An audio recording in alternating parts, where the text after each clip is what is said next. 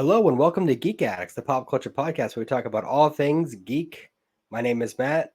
With me, the samurai with a cross-shaped scar, Bill Barber. How's it going, Bill? Huh. I didn't know I had that. Anyways, it Vanishing Cream has is. come a long ways. Come a long You know way. what the funny part is? I forgot that you were doing the intro, and I almost did it at the same time, so that would have been kind of funny. To be honest, I guessed that by the look on your face, and I was kind of just gonna let it happen if it did. I was about to say it, but then you beat me to it. I was like, okay, because I was about to stop and be like, wait a minute, who's supposed to do it this time? But Yeah, we usually double check before we start. We didn't, so I was like, all right, let's just see where this goes. Fuck it. yeah, it's been a week. We were talking before the show. It's been like we've had some weird weather up here in the New England area. Like it was like hailing up here recently, like bizarre. Um, Yeah, New England is weird about summer hail. Like we just occasionally will get it, and sometimes it'll just be like really intense for no reason. New England's just kind of weird in general when it comes to weather. Yeah, that's for sure. I mean, we only have two seasons up here. We've got hot, cold, slightly warmer, cold, and slightly hotter. I mean, we've got slightly colder, hot. That's basically it. Something like that. It's either hot and cold, basically. Yeah, Oh, but pretty much. yeah. I was saying earlier, I took a half day from work because I went to the first day of Retro World, the local gaming convention, and I spent a lot of money. Uh-oh. Get anything Yeah. good? Or did you get more racing games? Um, Actually, ironically, I did not grab a lot of racing games. I didn't really see any that I didn't have already. I got a bunch of 3DO games because we need content Nice. over there. I Yeah. found I found a game to get Alex on the 3DO experience though. Oh yeah? I found the Japanese only Sailor Moon fighting game for 3DO. That's hilarious. So I'm gonna will that to happen at some point. If only anime was more big over here at the time when the 3DO was current, we might have actually gotten some of those games. What's funny is I have two of them now. I've got the Sailor Moon one and I have the Yu Yu Hakusho one. I don't believe Yu Yu Hakusho was even out over here at the time, which is kind of funny. I doubt it. It is interesting though. Those are the two in particular that you have, considering the mangakas for both of those series are married. Yeah, I didn't even think of that until you just brought it up. Um, yeah, I found that though. I found a bunch of weird stuff. Like I got 3DO games, a bunch of Vita stuff. Mm-hmm. Because if I see Vita games that look interesting or they're cheap, I'll buy them. Fair. I got a couple imports. I found this Full Metal Alchemist like RPG on GBA that never came Really? out over here. Yeah, I'm gonna have to look into playing a little bit of that, even if I can't read it. Yeah. What else? Oh yeah, I found Railroad Tycoon 2 on the Dreamcast of all things. There you go. It was Got to 15 get some more bucks. get more content for that Dreamcast pod that you and Thorak have been dreaming up for at least the past couple episodes. Yeah, that has been a thing recently. um yeah, it was a fun con though. Game collecting is still absurdly expensive. I'll probably always Of will course. be. I Of probably got course. some other stuff. You can find the other stuff. I posted it on the Discord servers, so you can find it. It'll be on my blog tomorrow. Now do they have art and stuff at gaming cons or They do. That's actually what I was going to look deeper into tomorrow when me and Alex go back, because Alex wasn't able to go day one. She's going to go the rest of it though. But Hmm. there's a bunch of art vendors and like different like kind of novelty things. Like there was a big anime like figure vendor as well. So there's a good variety of stuff. There's also like a whole bunch of old arcade machines that nice. they bring in. There's a wrestling ring for some reason. I've never quite got that one, but hey, it's a thing. If I ever got like a decent windfall of money and didn't have any serious bills to put it towards, my like go-to like goal for nerd game stuff is I want a fucking arcade cabinet of the old X-Men game. Mm. Yeah, that's like me, and I really want a Clax RPG machine if I can find it, or a Daytona USA. Hmm. I don't have the money for that though. No, God, um, no. You're a homeowner, and I have children. yeah. So uh, yeah, but it was fun. It was a cool.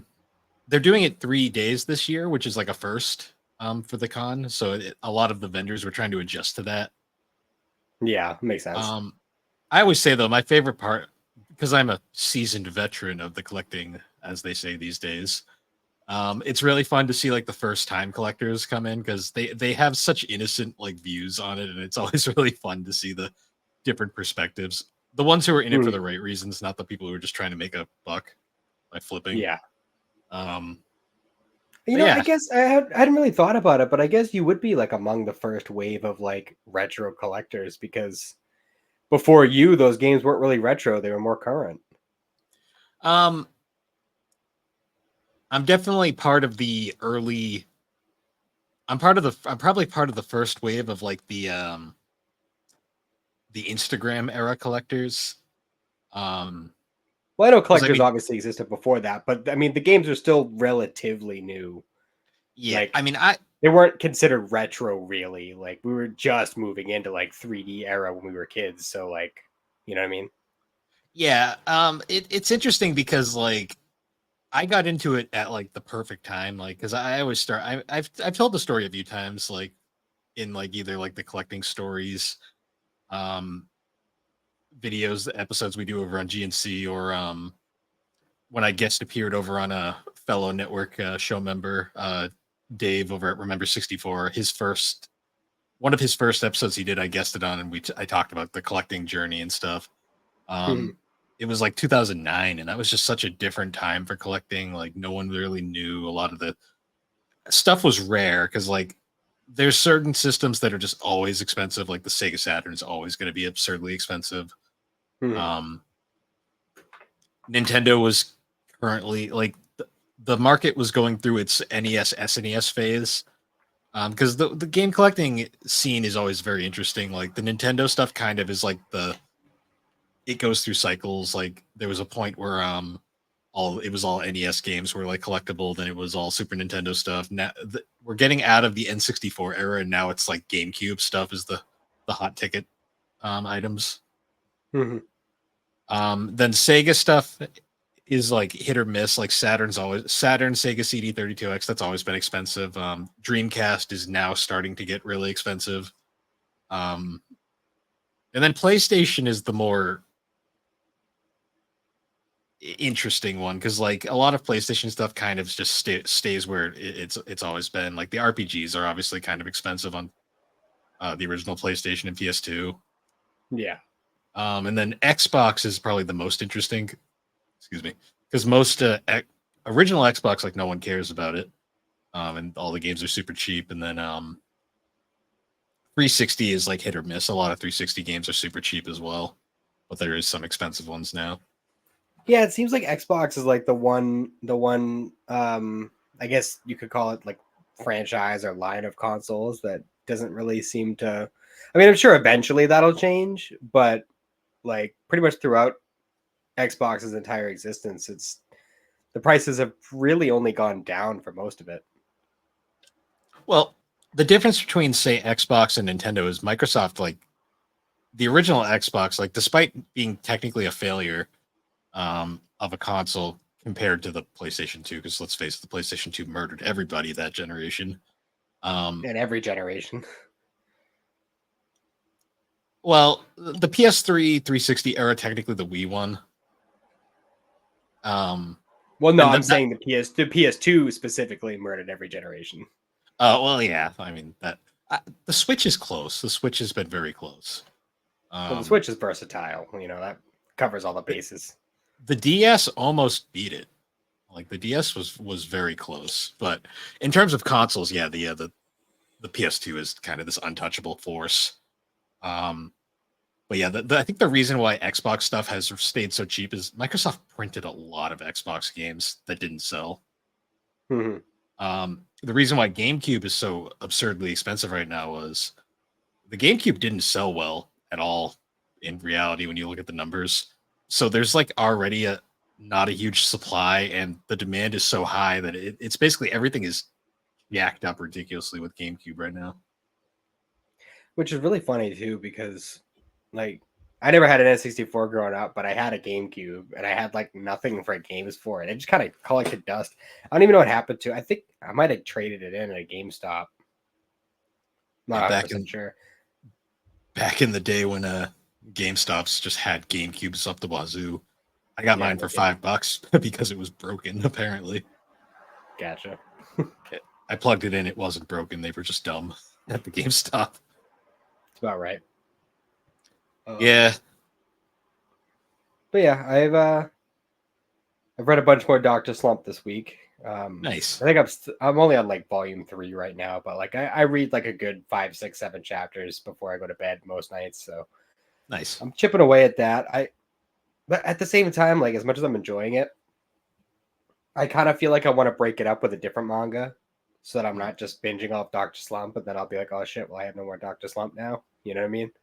Yeah. I was trying to think of like another like more serious manga to read like subsequently, and I'm toying around with a few different ideas, but I don't know which one I want to go with. So I don't know if you have any recommendations or whatever. It's just something that I could read on Shonen Jump. On Shonen Jump. I mean, I know we talked about like certain things to read for the show, so I didn't know if maybe we should go with one of those or if I should just read something else for fun. I think we were saying we were going to read Dragon Ball Super was going to be the next one. Yeah, because we were going to alternate. Like we were going to do like a couple volumes of Super, then we were going to go to something else. That's fair. I think. I mean, if you're on the Shonen Jump app, you said you wanted serious, or does it? Well, not necessarily. I was just saying, like having like a more serious than Dr. Slump, which is pretty much anything but Dr. Slump. I was gonna say the Kaguya-sama manga is on Shonen Jump technically. That is true. I have toyed with the idea of reading that one too. But then there's also like I also want to start reading Chainsaw Man and Jujutsu Kaisen. Chainsaw Man's also worth it. I heard a lot of very good things about Dan to Dan. And yeah, that's also on there. Our buddy Chris over at a novel console loves it, so that's one I've been meaning to get into. There's a lot of manga on there that I definitely want to read. It's just a matter of deciding which one to start with, because when I get into something, I tend to binge through it until there's nothing left. Chainsaw Man is incredibly bingeable. Like that one goes really quick. If you want something that's wacky but also kind of serious, I highly recommend Sakamoto Days. I think I might have tapped that on my feed because I favorited a bunch of stuff that I was planning on getting to at one point or other. I think I might have tapped that one. Apologies, it was hot in here. I had to open the windows. Yeah, that guy had things to say, I guess. I guess so. But yeah, it's just I don't know. I've been wanting to kind of read some more stuff and not just exclusively read Toriyama right now. As much as I love it, like I don't want to just binge through all of Dr. Slump and then just be kind of left here like, all right, what do I do now? You know? I did get a couple more 3-in-1s of the Yu-Gi-Oh manga, so I'm slowly kind of chipping away at that one. Yeah, that's definitely one that I want to read through all the way. I've read through more than half of it, I believe. But I never got the rest of the volumes. I think I still need like 4 of the 3-in-1s. But I mean, I can read them on Shonen Jump either way. I just like having the physicals. Oh, if you want something more serious, like darker, well, not really darker, but more like I guess polar opposite of like Toriyama, there's a Black Clover. That's true. That is one I was thinking. I don't know if I want to read that or watch it first, though. I'm not sure. True. I don't know. That is a long anime. Yeah, because it's one of those things where like I feel like whereas there's plenty of anime for that one, I would want to read that. But then there you have like Chainsaw Man and Jujutsu Kaisen, where like we have some anime for those, but there's a lot more manga than there is anime, and I'm already kind of invested in those stories, you know. So there's also One Punch Man, and you know there's a lot of stuff on Shonen Jump. We got the news recently. Jujutsu Kaisen's ending in like 5 chapters. I know it's wild. Like I think I said something about it on Discord, but like Jujutsu Kaisen's ending, My Hero's ending, Demon Slayer's ending. Like so many of these, like I don't know what the new Kaguya-sama has ended. yeah, I don't know what the current generation of anime fans is gonna do. All of their generation shows are all ending. Well, the current biggest shonen that's still going. Well, I guess there's Chainsaw Man, and then there's Spy Family. Spy Family is remarkable, just how big that is, Yeah, I and mean it's also such a breath of fresh air compared to um, most shonens like right now. agreed. I'm caught up on that though, so True. I'm waiting week to week for that. And that one's not even see that manga kind of annoys me a little bit reading it week to week because you know how when you're reading the manga every now and then you'll have like the little short mission, how they Yeah. title it in there. It's like 2-3 pages of just like a little joke thing. And well, some weeks they'll just release one of those instead of a full chapter, and that's just really irritating That's how because Endo keeps up with his schedule, because Endo is very he appears to not be the quickest uh mangaka out there right now. So I get that, but it's like it already only releases like once every 2 weeks at best. So I it's like, all right, saw I waited 2 weeks to a month for a new chapter, and all I got was 3 pages. Like, it's a little annoying. I saw I haven't read it yet, but apparently Yor finally made an appearance again because she hasn't been in the goddamn book in like months, apparently. Yeah, the most recent chapter, we actually got some Forger family shenanigans. Yep, the titular Spy Family actually appeared in the book Spy Family. Yep. Yeah, because that It was a was big nice. It was nice. that was a big controversy online for a while. Everyone was like, "Where the fuck is Yor? She hasn't been in the book in months." Where's my waifu? Yeah, literal waifu. Yeah. But yeah, aside from reading manga and stuff, I of course naturally I finished watching all the MCU stuff, and I was like, you know what, I'm gonna go and watch all the Fox Marvel movies. So that's what I've been doing this week. Ah, And I watched the last one that I hadn't seen today, and that was the most recent Fantastic Four movie, which I didn't like as much as the older ones. I mean, it wasn't bad, but oh, it was like fan, darker and fan four stick. yeah, whatever. It was yeah. I remember when that came out and it did not go over well at all. No, I wasn't a huge fan. I mean, it was well made and everything, but like it just didn't flow right to me. Yeah. Hold on one second.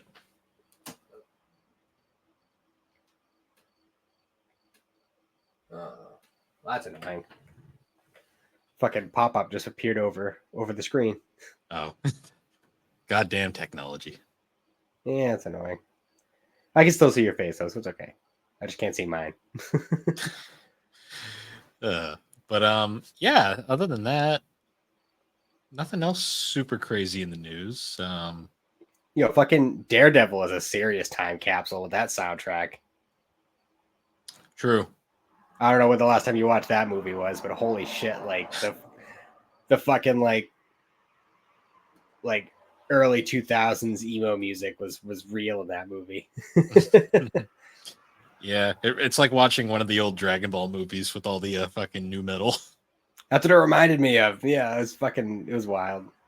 It was kind of cool though, like you seeing that like the old school superhero movie, like just dark for no reason. Yeah, I mean, I unironically kind of love those Dragon Ball movies with the fucking new metal screaming music. But Oh, me too. Me too. it doesn't fit. It doesn't fit at all, but it's fucking amazing at the same time. Mm-hmm. But yeah, so we should probably get into our topic before we completely go off we go 3DO and talk about something else for half the episode. Yeah, I was gonna say, I mean, we still have 10 more episodes before we, all right, 10 more minutes before we, hit Thrax average. Yeah, before we go full 3DO and talk about something else for most of the episode. So the Dreamcast. Yeah, that happened, and then we talked about the game for like a minute, and it was over. Mm-hmm. because the game was pretty. It was pinball. There was nothing much to say. Yeah. What are you gonna say about pinball? It's like one game is pinball, the other game is pinball, but you play as the ball. Both are bad. Oh, But yeah, let's shift over to our topics. So this one has been kind of a long time coming. It's been kind of a running theme of this podcast since we started it. mm-hmm. For this episode, we're going to be doing a bit of a retrospective on Rurouni Kenshin Yes, indeed. because I finally finished the anime, the original anime.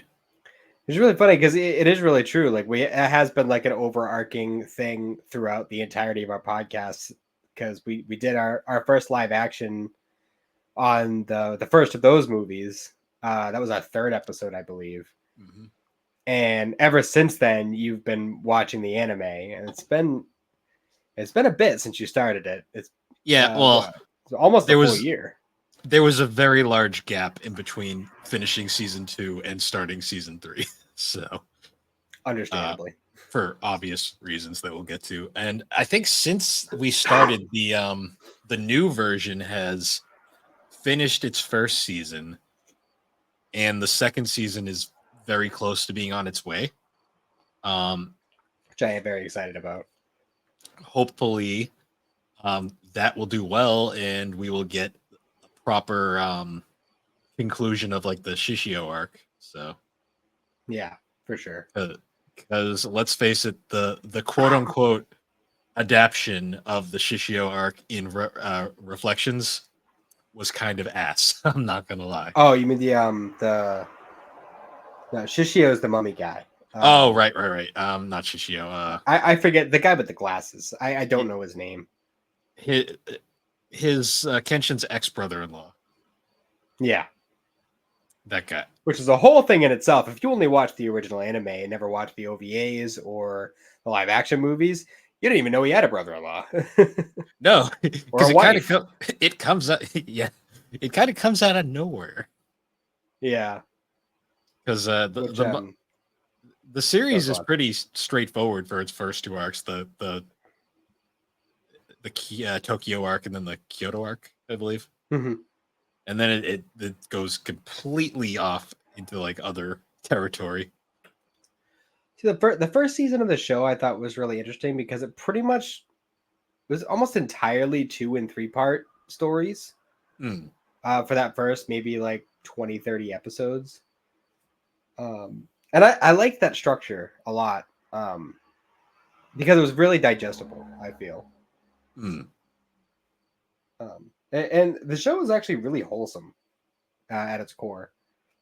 It is. It's very interesting. To me, the most interesting part of it. Oh, Inishi is his name. Oh, okay. Yep. Who I actually, funny enough, sorry to interrupt you.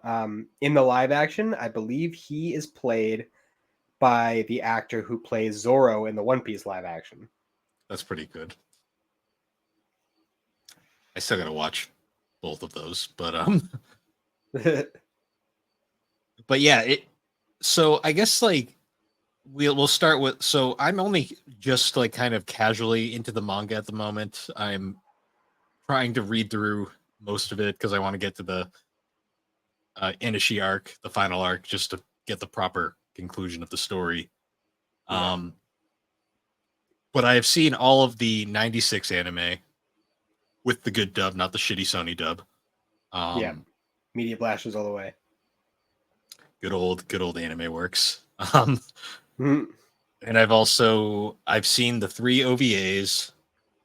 I haven't watched any of the new series yet. I need a break before I jump into that. Understandable. And I feel like when you jump into that, it'll be fresher too. And since you're also dabbling into the manga, it'll feel more accurate when you're watching it. Because when you haven't, I've only read like the first few chapters of the manga, which actually, come to think of it, maybe that's what I should read. But I could already tell just from those first few chapters that I read that the new anime is way more accurate to the manga. Hmm. Yeah. So I gotta ask, like the start. What are your thoughts on the Media Blasters dub? I mean, I thought it works really well for the time. It's definitely a time capsule for It's sure. incredibly aged, I will say. Yeah. Um, And I also this past year watched the original Trigun, and I feel like they have very similar vibes, even though they definitely have very different settings and very different very different styles for art and character and stuff. But they had a very similar tones to them. Where it's like the whole wanderer helping people as he goes, vow not to kill kind of thing. yeah, it definitely was kind of an interesting twist on a shonen because like I'm so used to like people getting fucking murdered every fucking 5 minutes.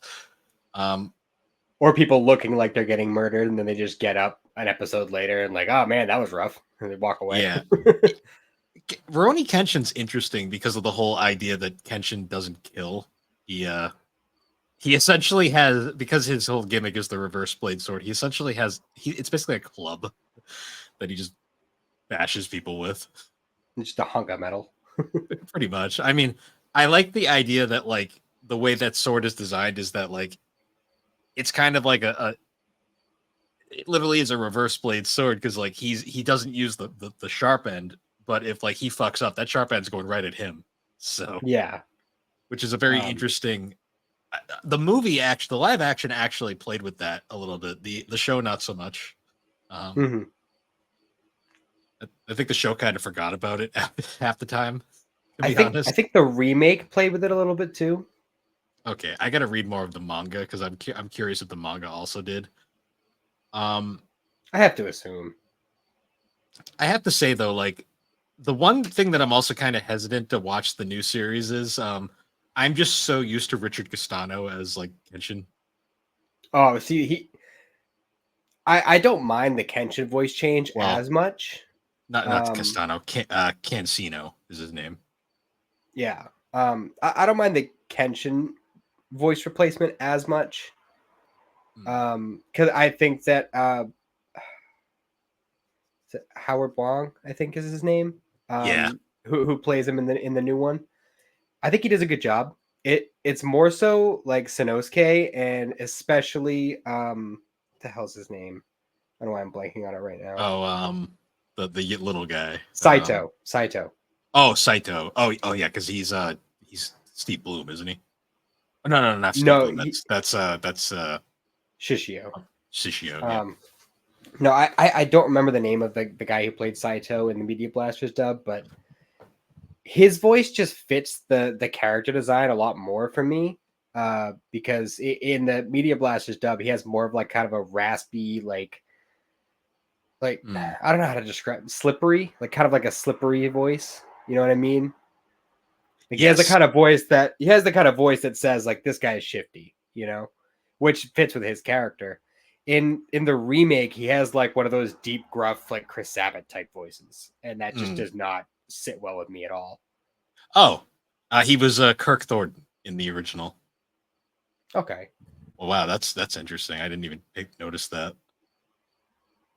I guess that makes sense though, because he oh he's voiced by Bill Butts in the new one. Um, yeah, he Kirk Thornton though that makes a lot of sense. And then Sanosuke is Lex Lang, hmm who is better known these days as Professor Neo, Doctor Neo Cortex and Crash Bandicoot. But Yeah.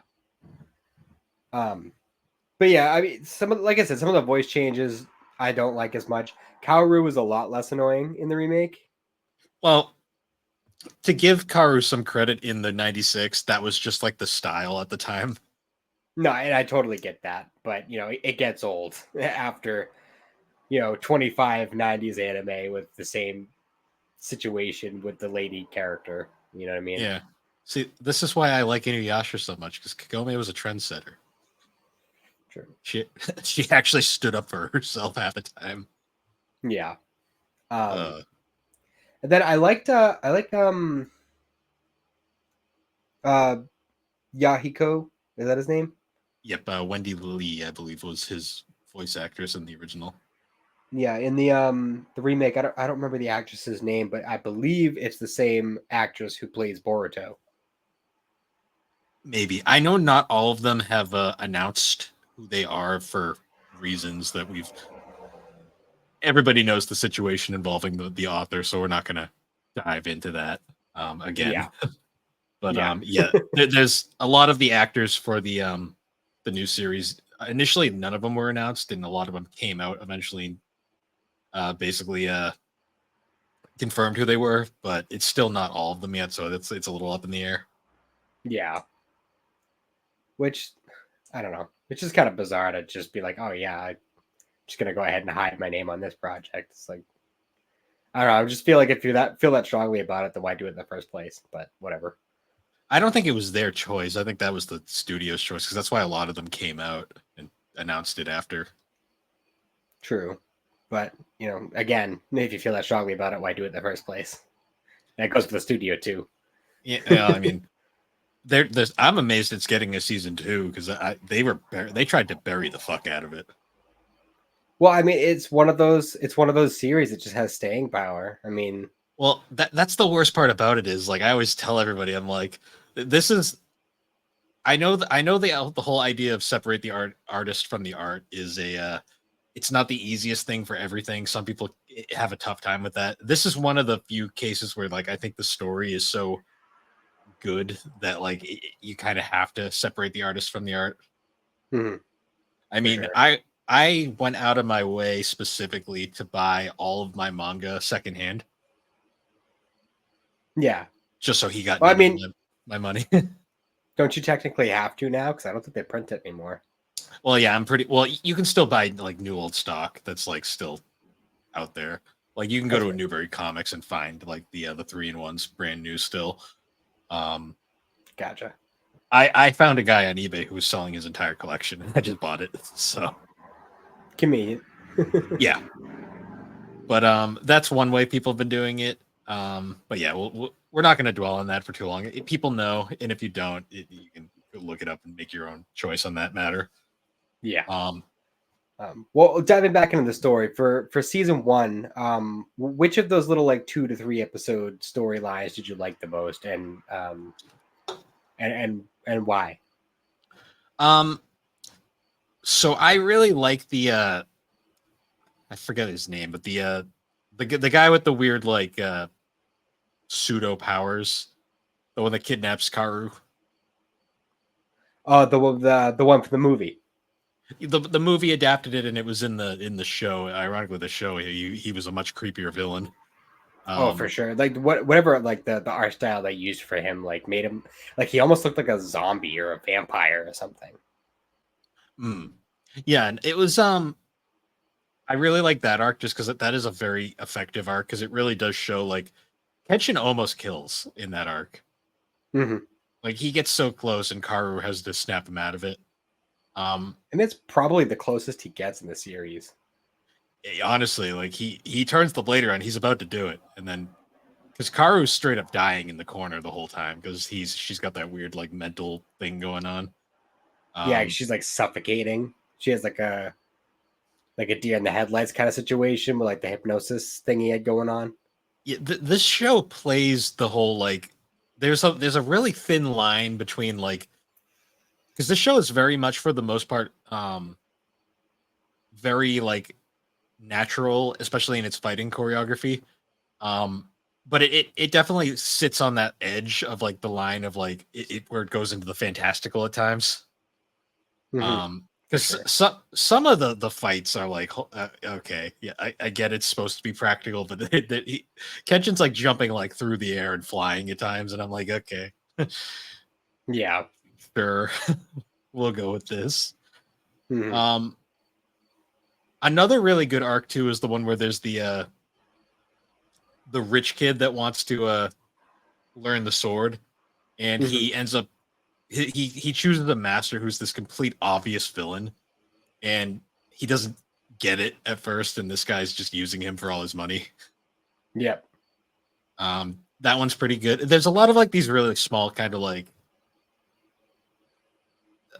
these very small kind of just like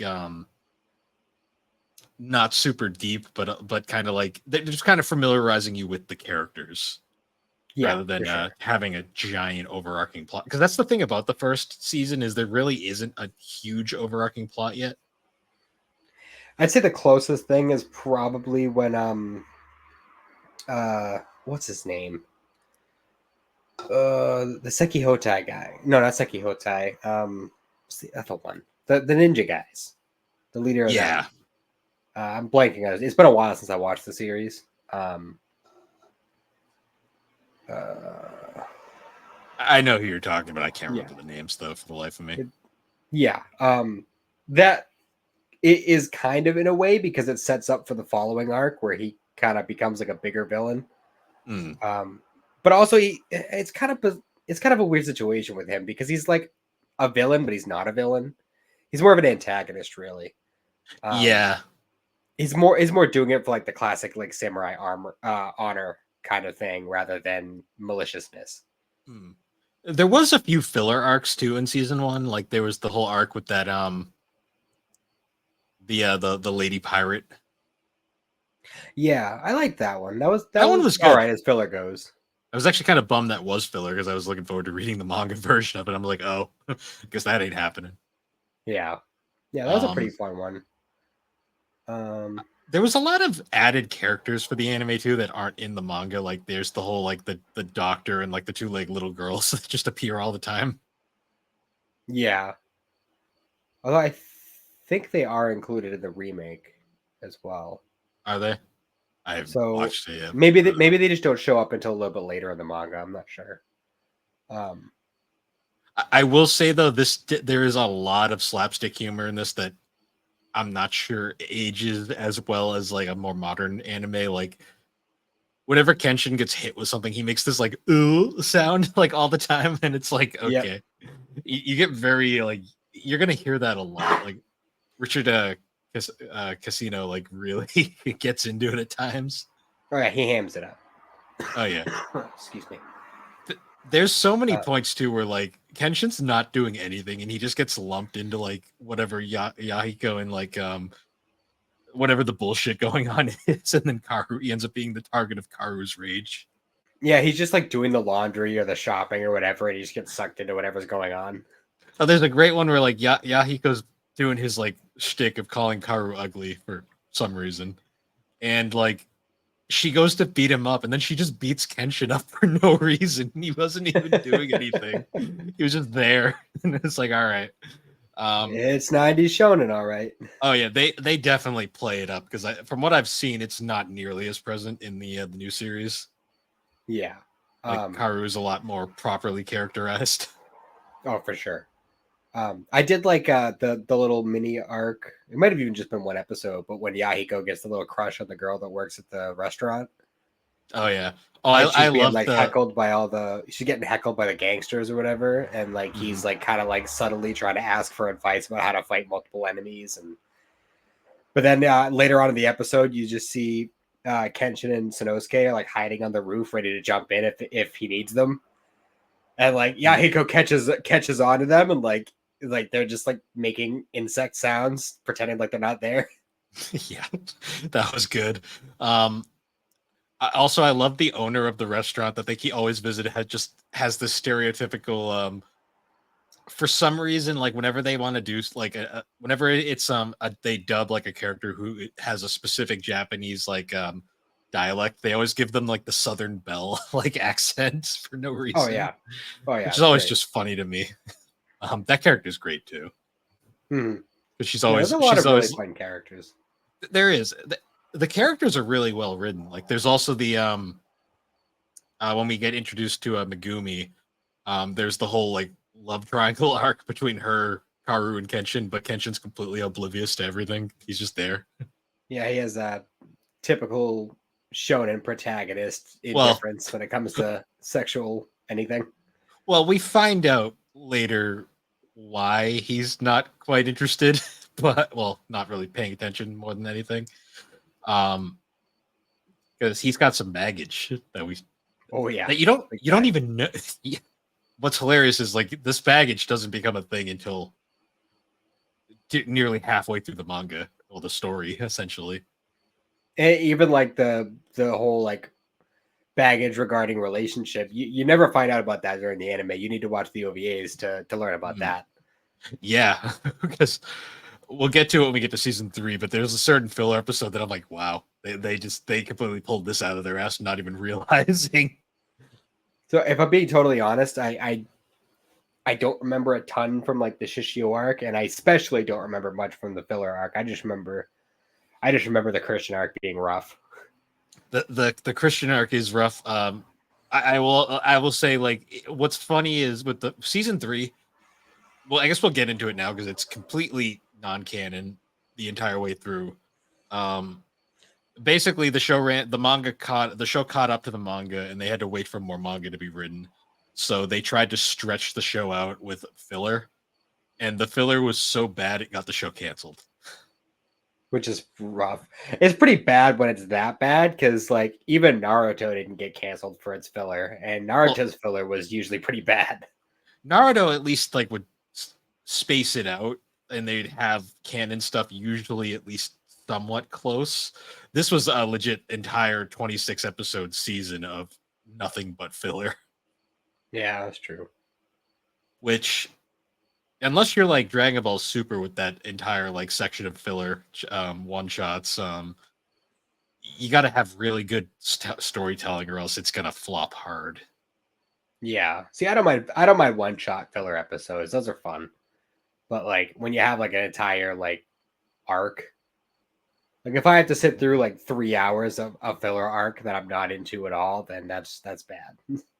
Well, like one of the episodes I know in particular is like there's this whole thing where like Karu suddenly gets like wedding fever and she wants to get married for the entire episode, and Kenshin ends up catching a fish that swallowed some dude's wedding proposal ring, and it ends up flying out of the fish's mouth and landing right on Karu's finger, and it just becomes a whole thing where like Karu thinks she's engaged to Kenshin for no reason, and Kenshin has no fucking idea. And then we find out whose wedding ring that is. It's some poor guy that was about to propose to his like girlfriend, and he really needs the ring back.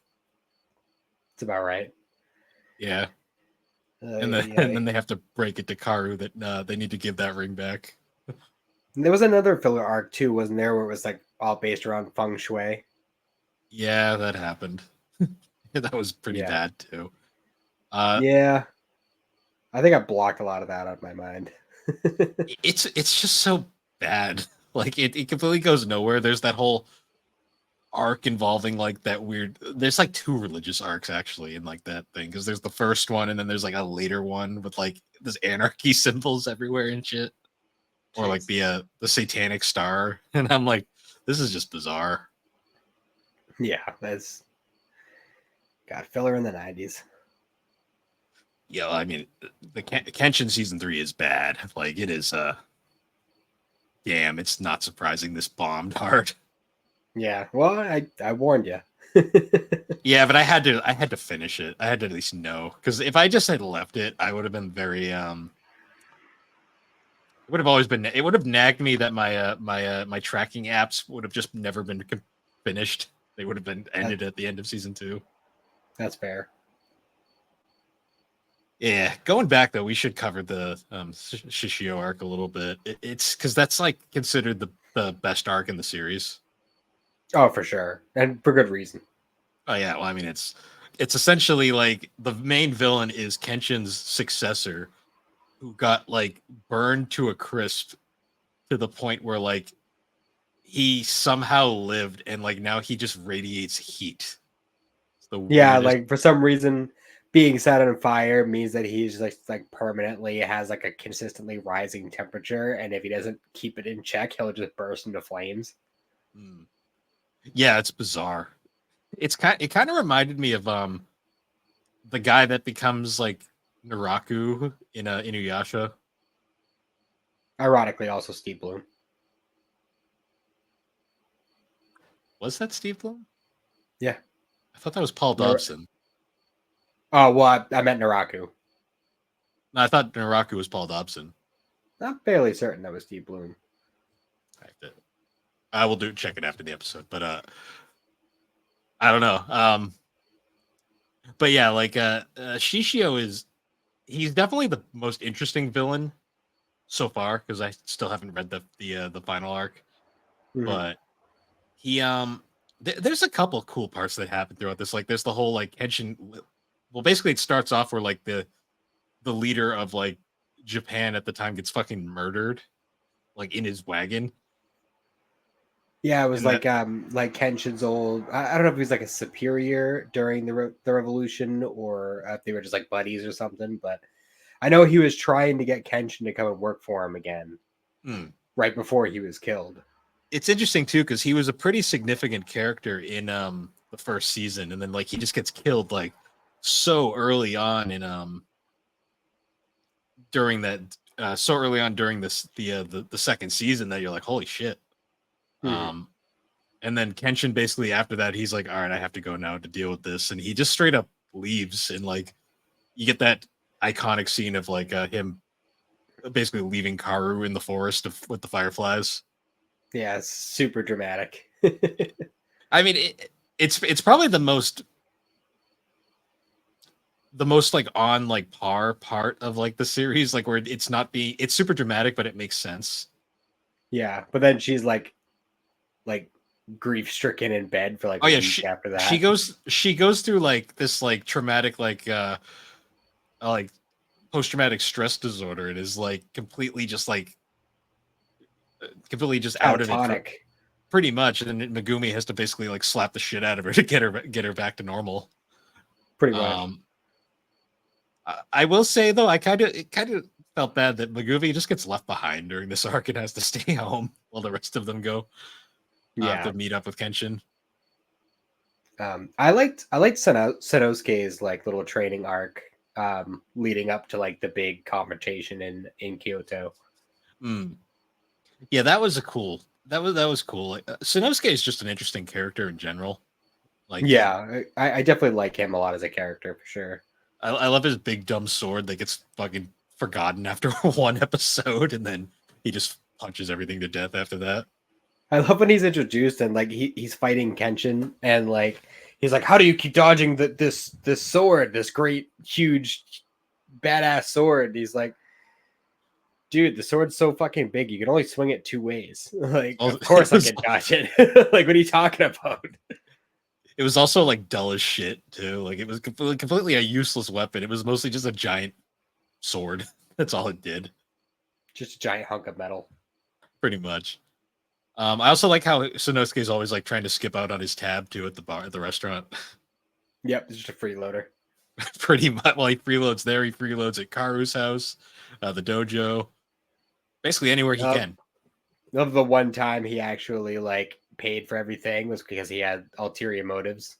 Yeah, yeah. Which is He's actually always my personal favorite little arc of that first season was when he like meets up with his old buddy from the Sekihotai and mm, they like kind of agree that they're gonna go back into it and go against the government and shit. Also because we get drunk Karu in that arc and that was pretty fun. Drunk Karu's always interesting. He, she's up there with like Yor from Spy Family and like Kagome, where they just become completely fucking useless. Hmm. And downright dangerous at times. Yeah, no kidding. Well, she goes from being goofy to crying to like angry very quick. For sure. Typical anime like tropes from that era. Hmm. I'm trying to think. There's also the whole arc where like the reverse blade sword gets broken and he has to like get a new one forged, and there's a whole arc around that. Yeah. Um yeah, actually the fight I think it was right before his sword gets broken when he's fighting the dude who's like, "Oh, I'm so fast. Look at how fast I am." Hmm. And then Kenjin is just like, "Yeah, well, you're going kind of too fast, and I just kept you going to the point where you just like completely mangled your own leg trying to turn." like, Hmm. like that was pretty There were wild. there was some great fights during that entire arc, especially the final fight between Kenshin and Shishio. Yeah. Although I liked Shishio's like whole shtick with his sword. Like I know like Kenshin is really rides the line where it's like there's no real superpowers, but they take the realism of what's going on to the furthest extremity where it's borderline superpowers. Yeah, Because basically. how they explain Shishio's like fire sword is like, oh, my sword is actually very finely serrated so that when I cut people, their body fat gets wedged in the sword, and then I scrape the sword on the ground, and that catches the body fat on fire, and that's why I have a fire sword. Like, what the fuck are you talking about, dude? That's bullshit. It's called anime. It makes sense in our universe. It's just silly. It's just like, just give him superpowers. Like, what the I know fuck? at that point it was then like Kenshin's like ultimate move where he's just fucking like flying through the air and shit. And it's like, yeah, okay. Yeah, I Sure. loved his little training arc where he goes back, which his master is awesome. I love his master. I do love his master. He's always drunk and just doesn't give a Yeah. shit. But I love the whole like bit where he's like going back to finish his training, and his master teaches him the move is like, oh, you move so fast that you simultaneously attack all of your opponent's vital spots. And like Kenshin's like, yes, I see how this is the ultimate attack. And he's like, that's not the ultimate attack. This is the attack that you have to overcome to get the ultimate attack. Yeah, which that was good. is literally just an attack from the sheath, which is like one of the most basic samurai skills ever, is just attacking from the sheath. I love too when he's going through his training and then like Excuse me, fighting a cold. No worries.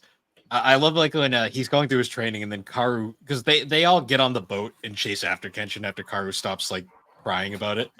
And at the point where they finally reunite, it's hilarious because like Kenshin's just like grabbing some like wood, I think, and it's just like, oh hi Karu, and he just keeps walking and like doesn't acknowledge it at all. It's just one of those like double take moments. It's like, oh, you're here. Oh, hi. We should probably talk about what happened, but I'm going to keep doing this. Oh, shit, you followed me. Damn. Damn it. Baggage is here. I wonder who could have foreseen this. Yeah. Karu kind of... she's not useless like a lot of like anime like damsels in distress, like the obvious love interest, but she does get in the way a lot. I mean... I still think Kaoru is more useful than, say, Keiko. Well, yeah, Keiko's entirely useless. But, I mean, she's supposed to be a fucking sword master. Like, somebody who's supposed to be teaching youngsters. And she rarely... in fact, she doesn't even beat anybody during this arc. Yahiko is the one who beats the villain that they're fighting.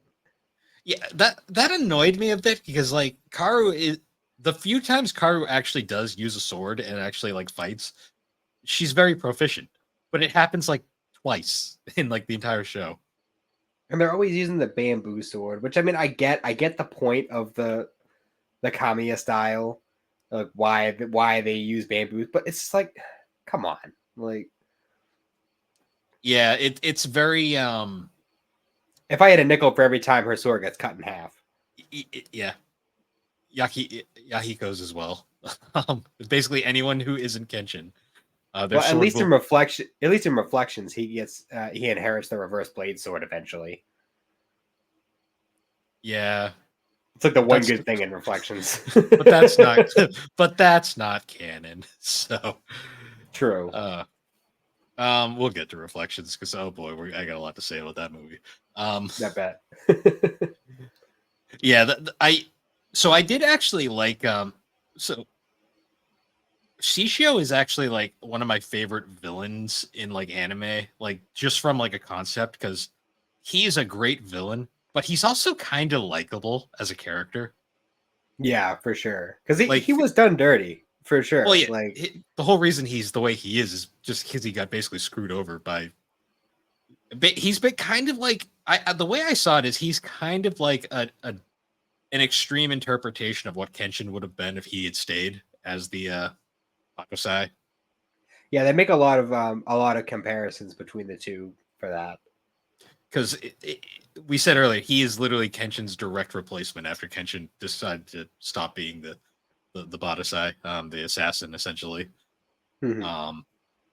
And he's got a very compelling story to him. Like his interactions with his like his little gang are really interesting. Like I like his interactions with his like girlfriend character there.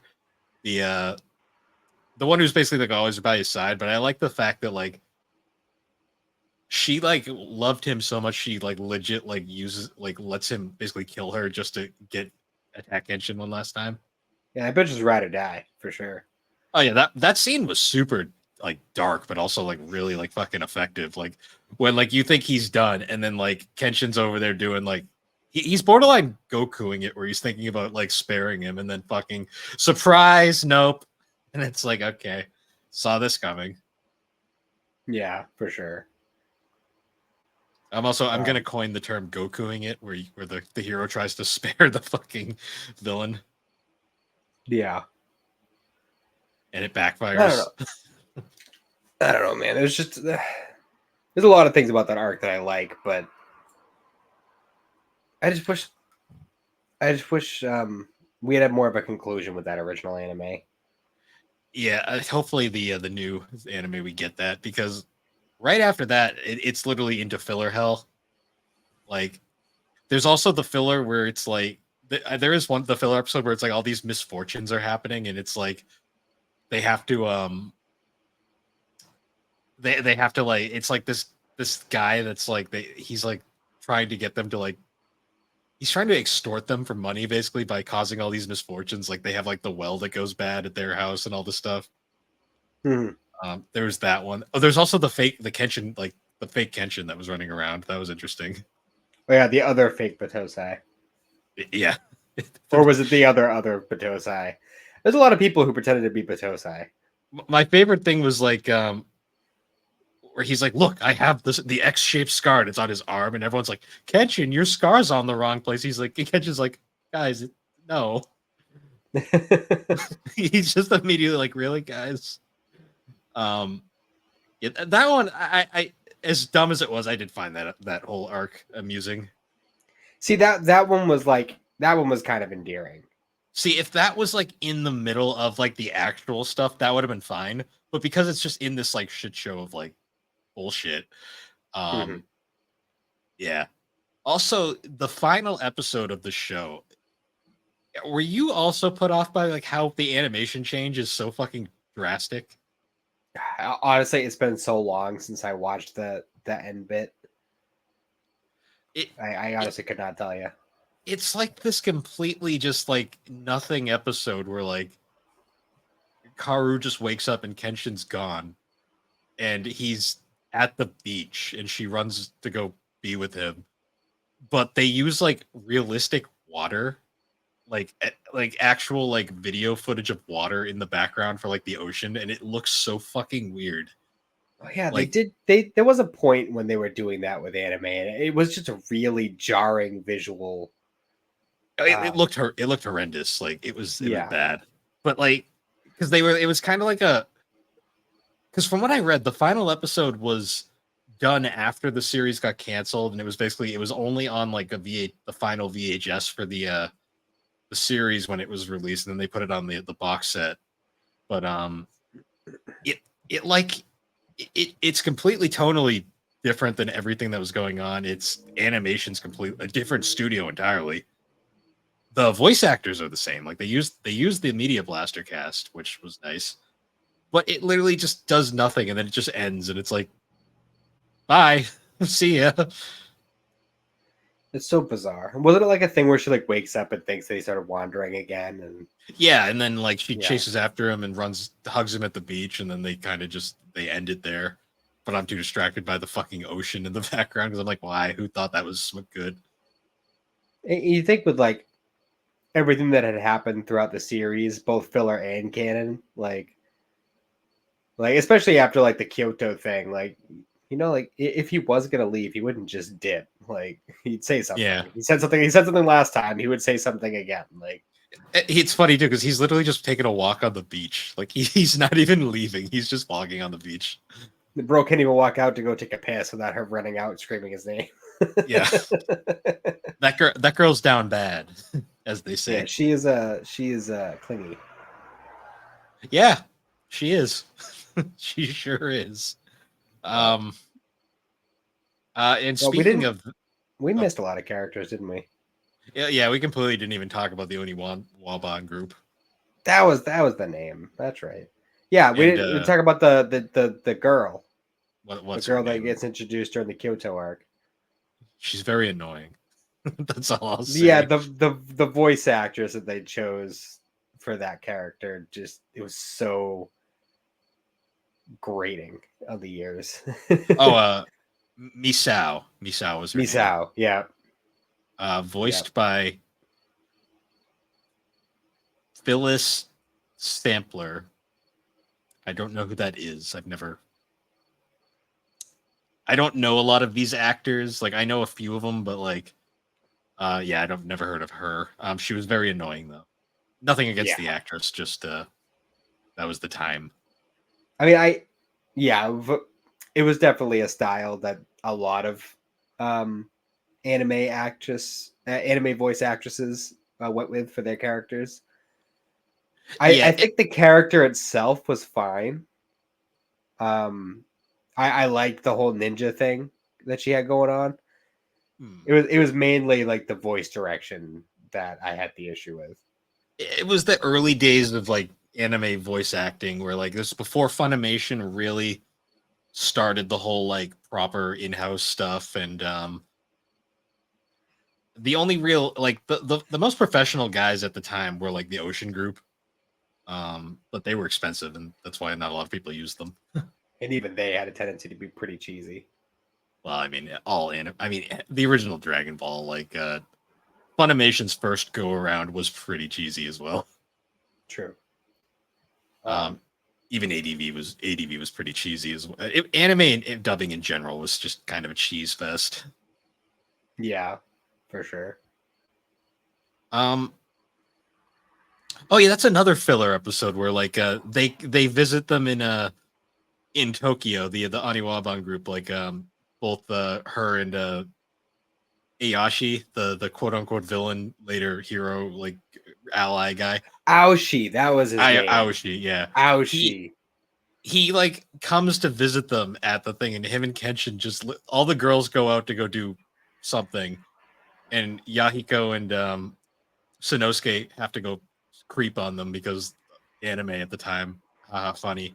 But then like there's like a subplot where Kenshin and Aoshi, I don't know how to say it, pronounce that, but I believe they're in the series they said Aoshi, but Aoshi. I don't know if that's actually the proper way to say it. There's literally a subplot where they're just chilling at the dojo, and he's like, "So what do you want to do?" And he's like, "Let's have tea," and they just have tea. Yeah, I can imagine that being a pretty awkward, Yeah. awkward hangout. Well, the rest of them are off to go off like Sanosuke and Yahiko are creeping on the girls the whole time. They could have made it real awkward and invited Saito. He Although just I'm pretty sure fucking they thought he was dead. he disappears like halfway through the show, and you never see him again.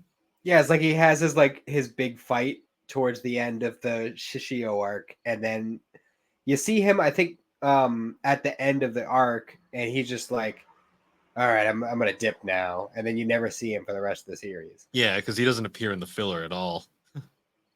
So that was a little bizarre. I'm curious to see if he turns up in the final arc. Hmm.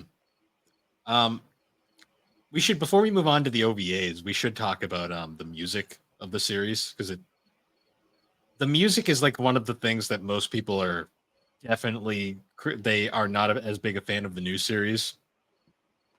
I personally feel like the music from the original anime fits far better with the aesthetic and the tone of the show.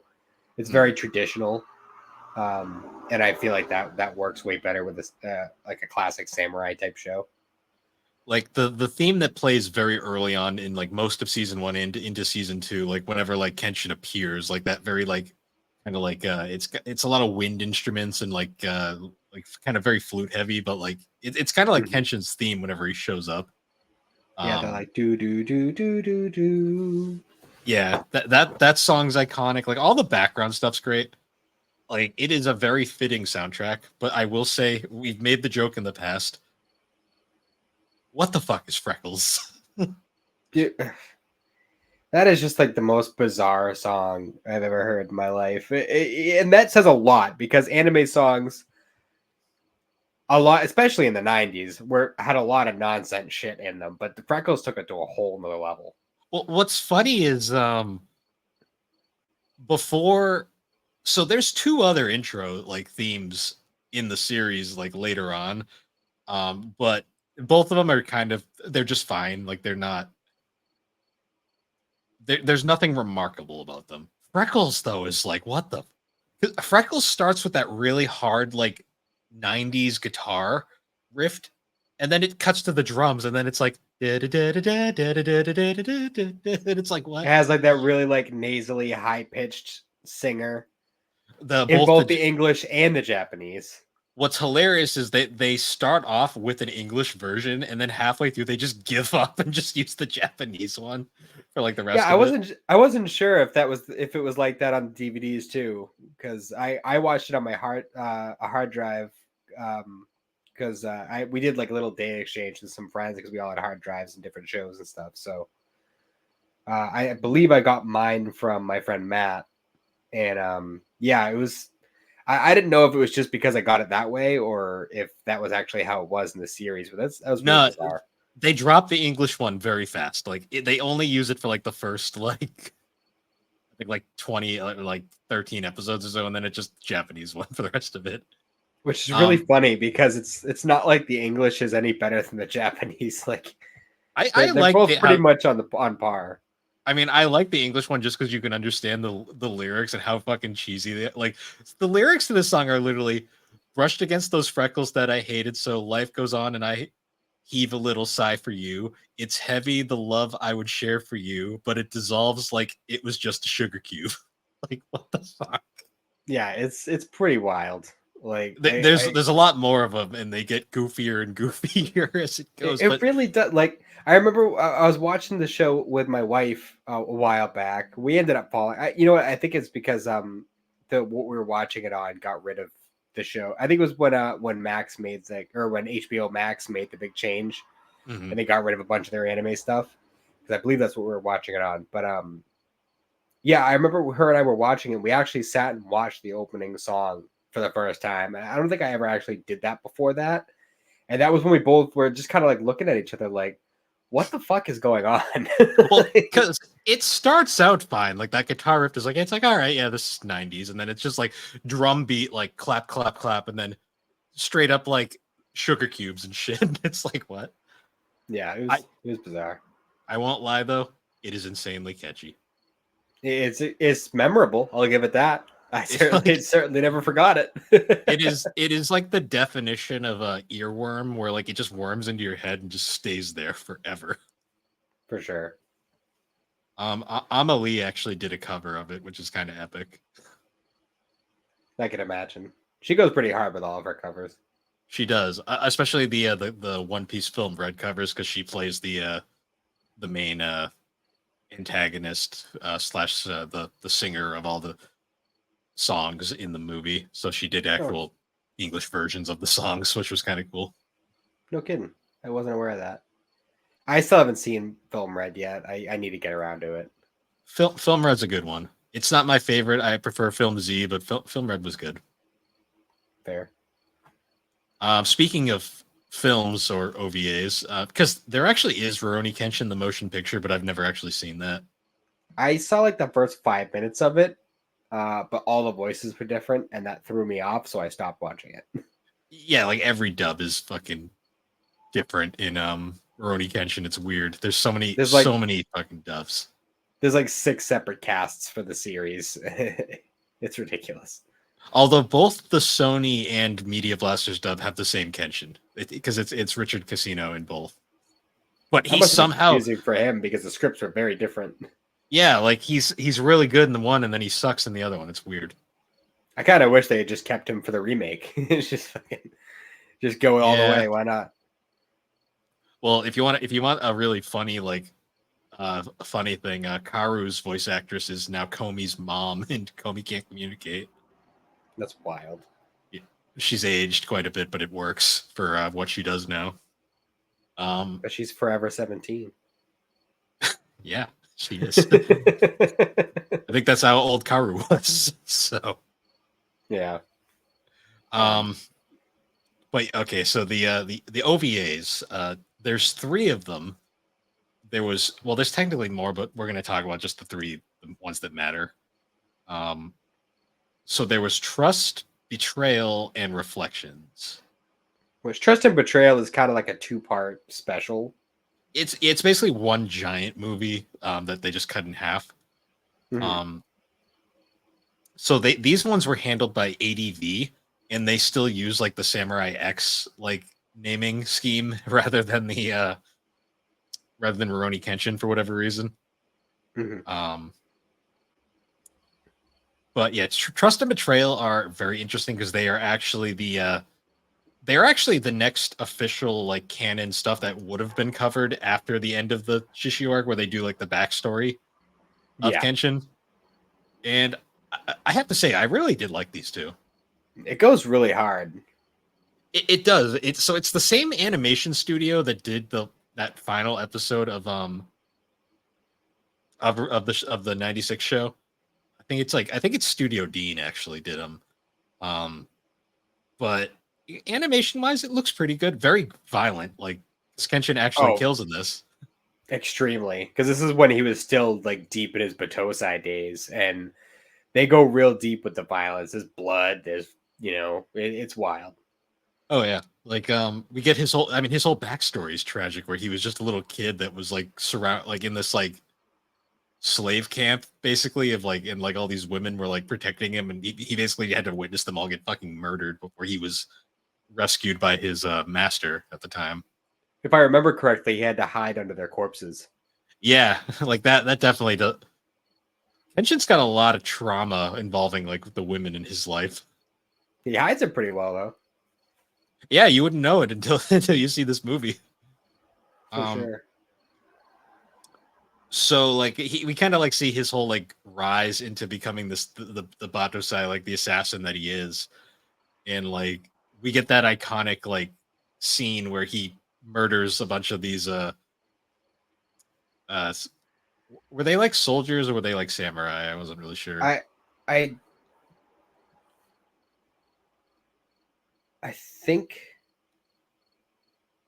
that they were samurai, but they were at least one of them in particular was also maybe the son of a political figure, something like that.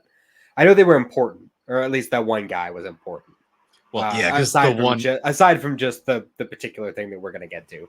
yeah, like because he basically murders, like so they're before he kills them, they're kind of all walking around and just talking about how like one of them's about to get married, and it's going to be a big thing for him, and then Kenshin just shows up out of nowhere, just fucking brutalizes these men, like they're Oh yeah, messes them up.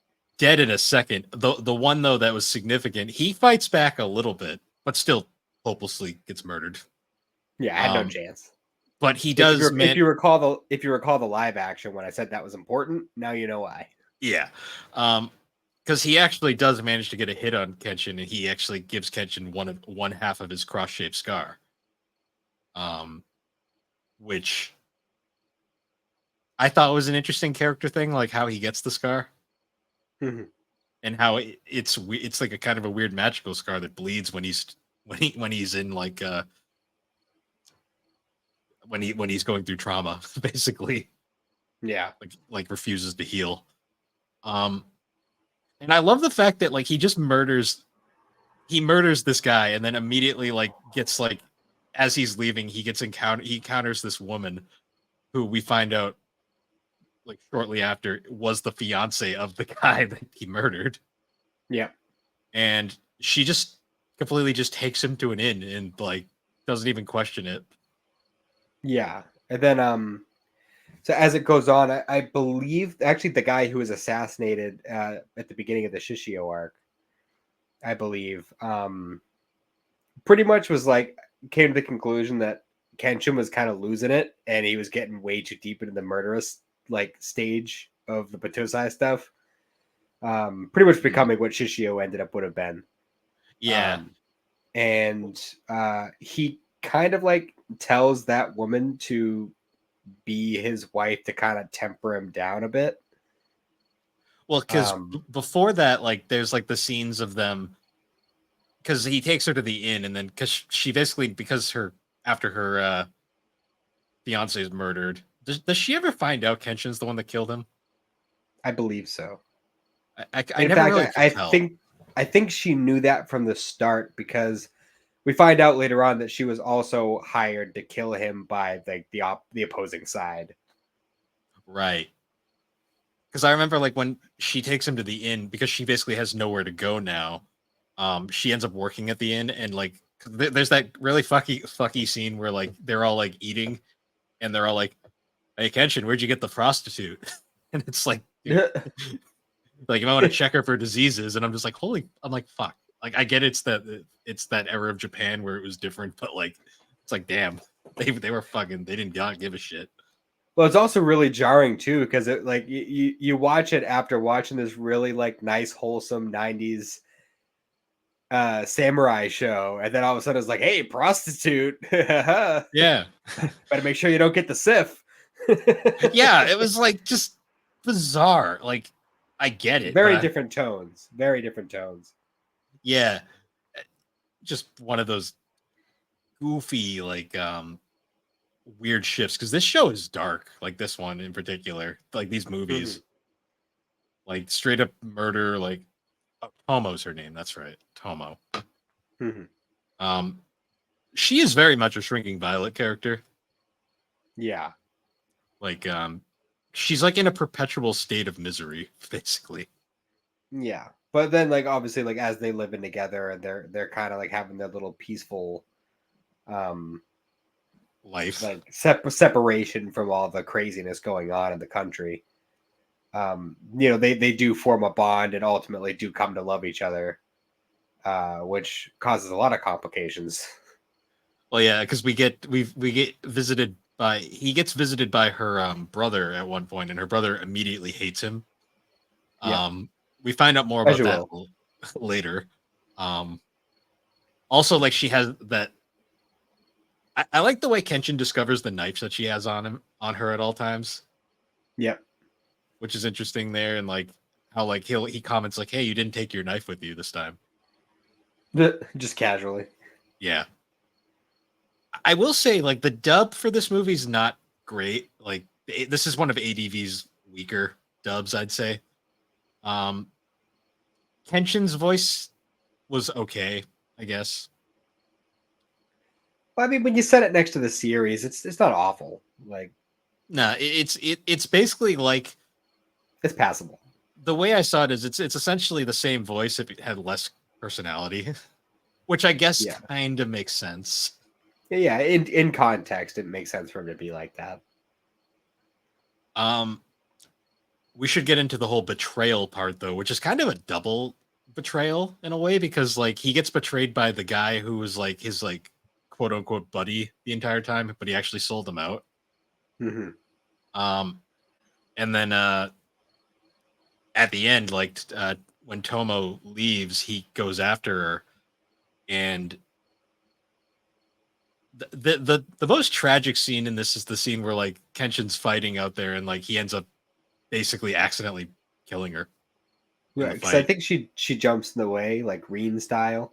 Yeah, she basically jumps right in front of his strike, because she's basically, she doesn't. The whole overarching thing is that she doesn't want him to kill anymore. Which, themes, yeah, and like the symbolism too is as she's dying, she uses her blade and then cuts the other scar, the other part of the axe. Which is like kind of fucked up when you think about it. Because it's just like, oh, I'm just gonna mark you like that, so every time you see your reflection, you're gonna remember this traumatic experience. Like, yeah, honestly, symbolism. Yeah, no kidding.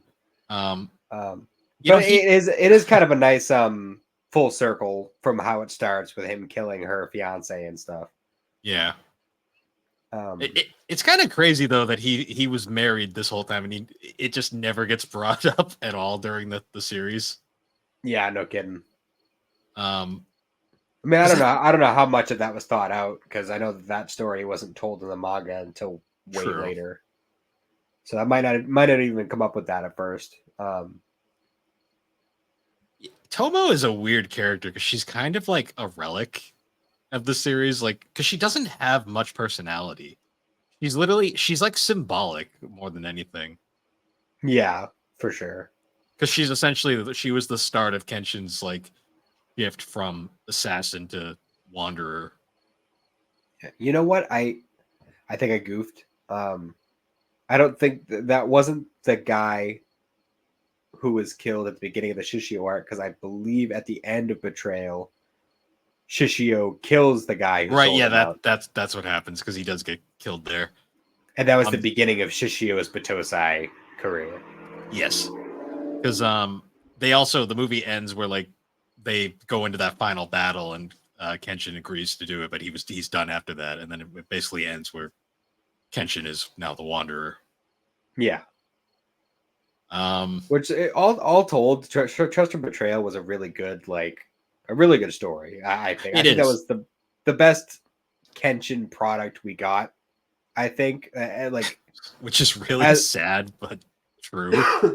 well, I mean, we are getting more now, so hopefully that'll be rectified. Well, I'm actually, curious.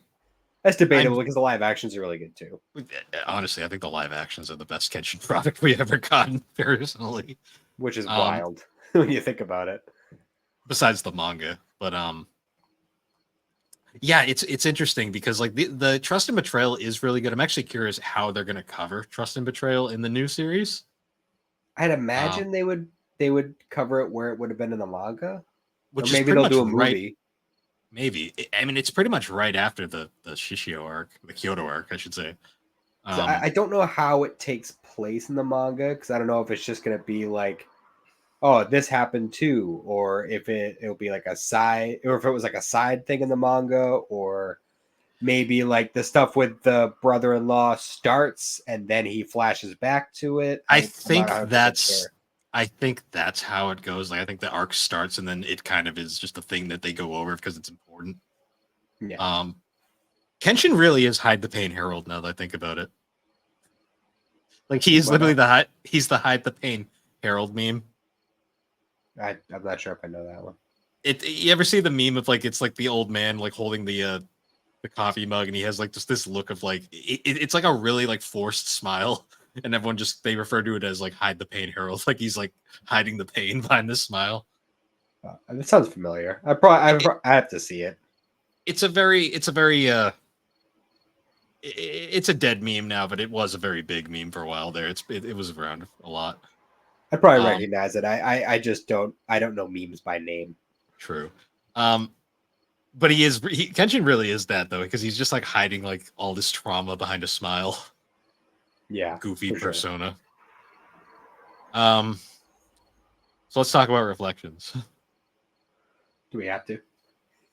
Yeah, this movie is so fucking weird that we kind of have to.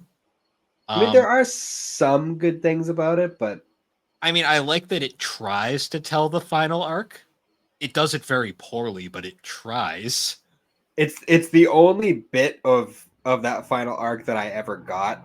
Um, and it's the I, only reason why I had any understanding about that final arc. well, because it goes into the whole like he kidnaps a Karu, and basically just like keeps her kidnapped in his island mansion to lure Kenshin there because he knows she's the only thing. Because I believe they do confess to each other right before that, and then that's kind of what triggers the whole arc. Because it then Yeah, is kind of like surprise. I've been married before, like kind of thing. yeah. Well, the basic understanding of it that I have is that something he kidnaps her and um for some reason Kenshin thinks she's dead for a while. Because he leaves I've seen this panel before. He leaves a fake like corpse of Karu, like it's like a dummy that looks like her that's dead. Gotcha. And Kenshin goes through this massive like uh, PTSD like trauma moment. Which understandable. Well, yeah, because it's like, oh no, two love interests dead now. Like, great. Yeah. Um, I don't think we brought attention to it, but the the brother-in-law did witness his sister being killed. yeah, but he And has none of he the. was a little kid at the time too, so he also was Yeah, couldn't process it correctly. Enishi, his name Enishi. Yeah. But he has zero of the actual context of what happened, so he just assumes Kenshin murdered her in cold blood. Yeah. Yeah, it's really his motive is fascinating. The whole like kidnapping Karu thing is very interesting to me because he basically kidnaps her and just kind of keeps her in his mansion and like literally he's like, I'm not gonna kill you because I need Kenshin here, but I don't give a shit if you die either way. You're gonna die eventually, but I'm just gonna leave you here for now. So bye. Um, and he ends up like during that point, like one of his things is like he ends up not being able to kill her because whenever he sees her, he just sees his sister, Yeah. which is weird, but that's besides the point. Yeah. Not similar at all, but No, they really whatever. aren't, other than both being Kenshin's love interest. But the Yeah. I will say the actual fight between the two that they did in Reflections is pretty good for what it is. It's very abridged. Yeah, for sure. That's one thing I'm really looking forward to for both watching the rest of the live action movies and for when the remake gets there. Mm, I gotta read the manga. I really do. Me too. You know what? I've decided that that's what I'm going to be splitting up with Doctor Slump. I'm going to read Rurouni Kenshin. Nice. But let's get into like that. So that part of Reflections is pretty okay. It's not a good retelling because it's very half-assed, but it's the best At least we part got of this. something.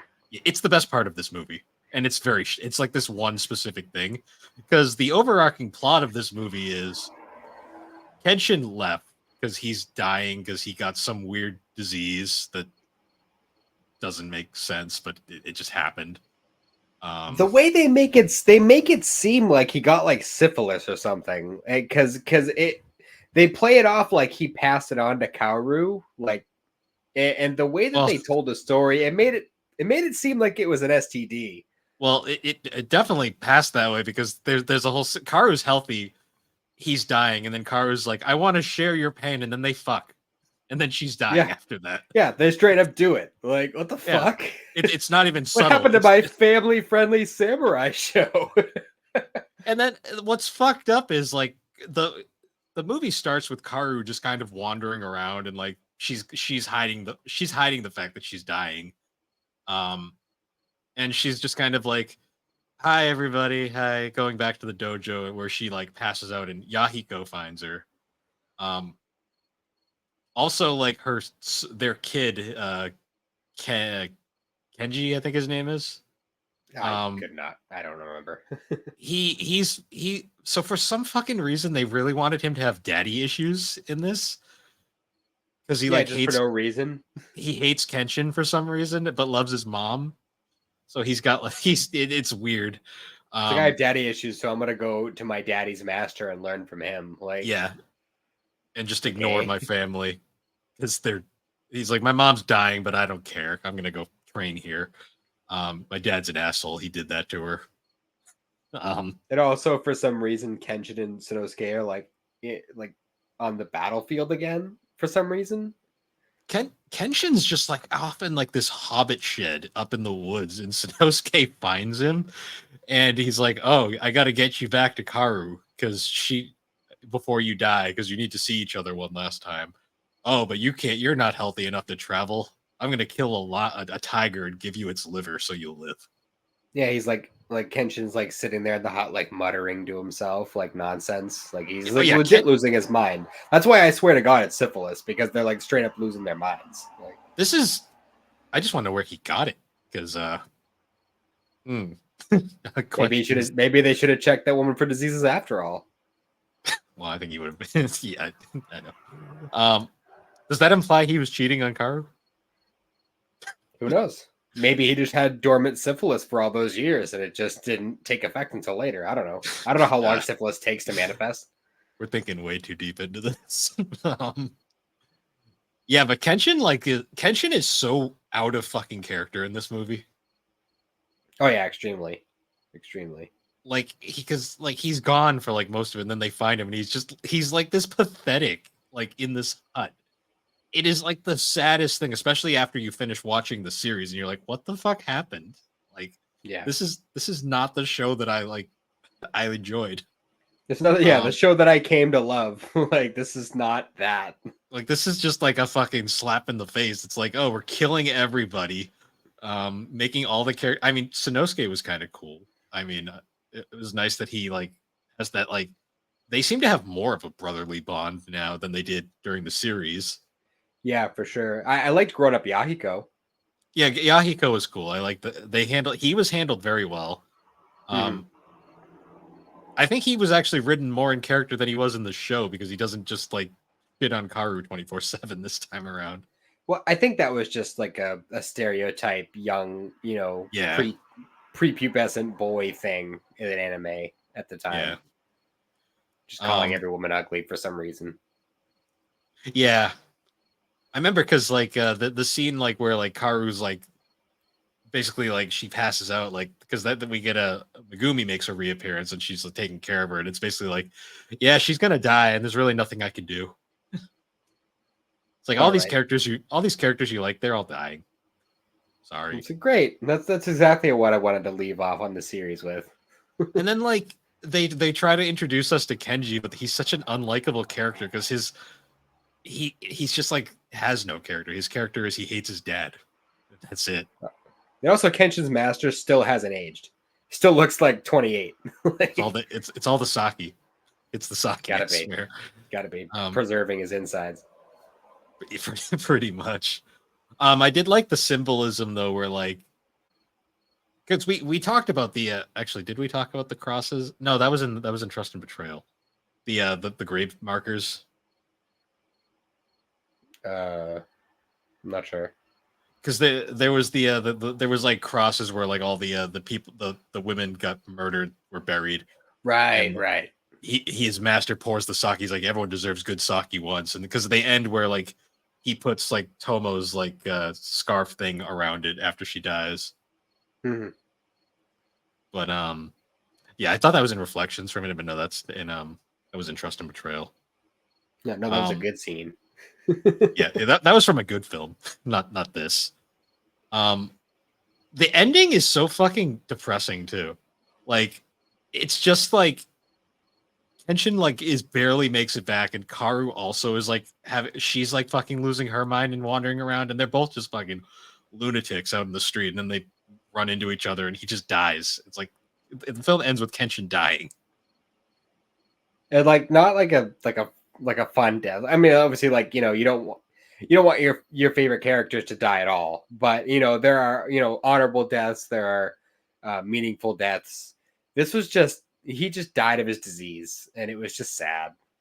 He died of his disease, like, and also you don't even like get the it's like Karu like he dies in Karu's arms, and it's like also like, oh yeah, Karu's gonna die pretty soon too, by the way. Yeah. And then it's weird because like what I hate is like they never resolve like the thing with Kenji. Like Kenji like doesn't come back until after he's dead. Mm-hmm. And then it just kind of ends with like this like flash forward where like Kenji's now like an adult back there just walking by with a woman that looks mysteriously like Karu. I guess that family has a type. And it's basically like it's quote unquote his fiance, and like she's like, "Are you ever gonna tell me about your dad?" And he's like, "Maybe at some point." And it just ends there. Yeah. As Yahiko, he knows more than I do. Yeah, the symbolism is he's walking right past the spot where Kenshin died, but it's such like a wet fart of an ending. Like, yeah, if it's like that's where the series ended, and it's depressing. As bad as it was, it's been so long since I've seen it. I do feel like I should watch it again just as a refresher, but it's like it's bad in the sense that it's just like infuriating. Like where you're like, why? Why did Yeah, it? this is not what I wanted to end off this fun romp with, like at all. I mean, you can tell it was definitely written by a team that was not the. It was probably written by the same people that wrote the goddamn filler. Probably. It's like, Yeah, why because wouldn't you, like, if you're gonna go to the trouble of making this fucking train wreck of an OVA, why didn't you just do the last arc? Just do the last arc. Make it a movie. I You know can abridge it if you need to. Just do the last arc. That's all you needed to do, and everyone would have been happy. the best part of this movie is the very half-assed attempt at covering the last arc. Exactly. Like there was Uh, no reason to do this. I was so I mean, frustrated the first when I watched it that first time. It was like, why? Just why? it's like for the drama, but it's also like they just didn't. It's like Karu and Kenshin just can't have their happy ending. It's like nope, Not allowed. which is hilarious because there is actually a sequel series going on now. It's only in Japan because Viz is never going to publish it over here, but it takes place right after, and it's like Kenji's just a normal kid in that, so it's like they just really I'll have to wanted. try and I'll have to try and find a fan translation or something. You can find them online. I started reading a little bit of it just out of curiosity. Hmm. But yeah, Rurouni Kenshin. It's a weird ride. Yeah, for sure. Unfortunately, as far as the good dub of the old series, you can't experience it unless you either buy the DVDs or sail the seven seas.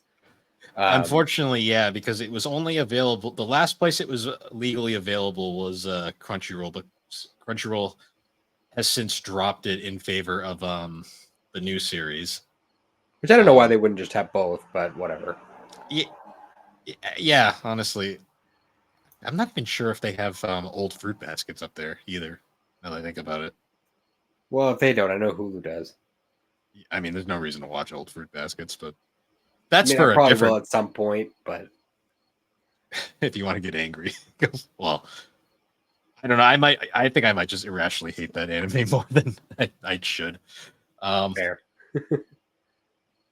that being said, if you don't care about the dub situation, you just want to see the series. The Sony dub is available on Hulu if you want to subject yourself to that. Mm. Um, Honestly, you're better off just watching the remake. The remake is really well done. The animation is beautiful. hmm. It's much more faithful from what I've heard, so that's a good sign. Hmm.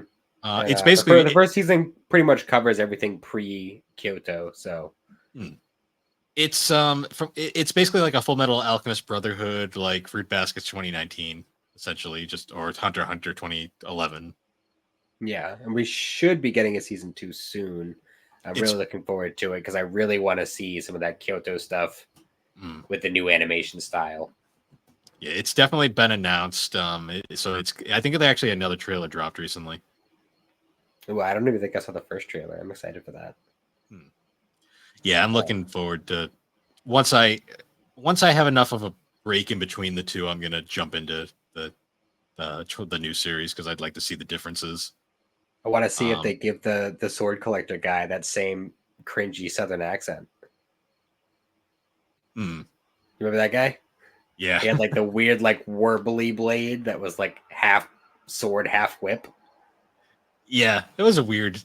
There was some interesting weaponry in this series, I will say. For sure. They like I said, like they really fucking towed the line like as far as like realistic versus superpower shit. Hmm. Yeah, no, definitely. Um, but yeah, any other final thoughts on Rurouni Kenshin? No, it's a solid classic series if you like the style of 90s anime, or if you say watched the old Trigun and enjoyed that, you would probably enjoy the old Rurouni Kenshin. Keep in mind it's very 90s. Like it's on the same level as like original Sailor Moon dub, um, or like old Pokemon, where it's just kind of It's a it. time capsule. Yeah, it's very dated. It's a very dated anime in general. But it's a good story, so it's kind of like that's kind of why you sit through it. Mhm. But yeah, other than that, pretty much it. Yeah. Yeah. Good one. But we have to end it now. The ending spiel. My brain is falling apart. Once again, guys, thanks for joining us on Geek Addicts. You can find Geek Addicts on all the major podcasting platforms, particularly Apple Podcasts and Spotify. And be sure to check us out over on the Superpod Network over at superpodnetwork.com, where you can find a whole bunch of other awesome podcasts, some videos, some blogs, just a whole bunch of cool stuff like group collabs. You can find great shows like They're not. Retro Hangover's a good show. They're not part of the network, though. Fucking goddamn it. Superpod Saga, Super Ghost Radio. Retro Rehab was what I was thinking. A Novel Console, Fine Time, Gaming Together, Friday Night Gamecast, The Elder Trolls, Bar Silence, Tommy's Video Game Ride Along, and then the G&G shows. And yeah, check us out over there. Awesome content all around. And with that, everyone, we'll see you all later. Have a good one.